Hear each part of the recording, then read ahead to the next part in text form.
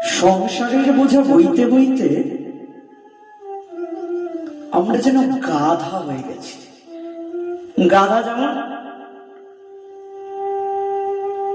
মালিকের বোঝাটা বয়ে বয়ে বেড়ায়, মালিক একটু খেতে দেয়, সেই খাবারের জন্য গাধাকে সারাদিন কত পরিশ্রম করতে হয়। আমাদের দশাটাও কিন্তু সেই প্রকার। সংসার একটু ভালোবাসা দেয়, যতটুকু ভালোবাসা দেয় তার থেকে লাথি বেশি দেয়। সব সময় লাথি খায়, সব সময় সংসার লাথি মারে, এটা সংসারের স্বভাব। কিন্তু ওইটুকু ভালোবাসার জন্য আমরা গাধার মতন যেন পরিশ্রম করতে থাকি। গাধা হয়ে গেছি। এতদিন গাধার মতন পরিশ্রম করেছি, এতদিন তবু ভালোই লেগেছিল। কিন্তু আমি সেই গাধা হয়ে সংসারের বোঝা বয়ে কাটাইনু অনেক কাল। এখন আমার বার্ধক্যের ভারে কিছু নাহি লাগে ভার।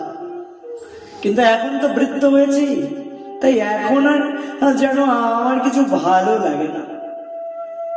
এখন আর কিছু ভালো লাগছে না। এখন বারবার করে অনুভব হচ্ছে, কেন সময় থাকতে তার ভজন করি নাই।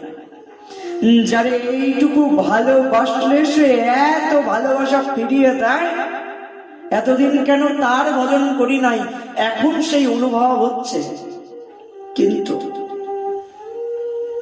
এখন অনুভব হলেও আর উপকার হবে না। আমি তো এই জন্য সবাইকে বলি, একদিন সবাইকে কপাল চাপড়াতে হবে। এখন দেহটা সুস্থ আছে, এখন এত সুন্দর দেহটা রয়েছে তো বুঝতে পারছি না, কিন্তু দেহটা যেদিন পুড়িয়ে ছাই করে ফেলা হবে সেদিন সবাইকে কপাল চাপড়াতে হবে। আর সেদিন কপাল চাপড়ে বলতে হবে, হায় রে, কেন দেহ থাকতে ভজন করি নাই। কিন্তু তখন কপাল চাপড়েও কিন্তু আর উপকার কিছু হবে না। তাই প্রত্যেকে এখনো সময় আছে, এখনো ভজন প্রারম্ভ করে দিন, এখনো বেশি করে হরিনাম করুন।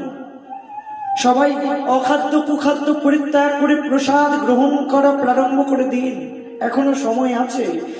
একবার যদি সময়টা চলে যায়, একবার যদি গোনা দিনটা ফুরিয়ে যায়, তবে এই সুযোগ কিন্তু আর পাবেন না।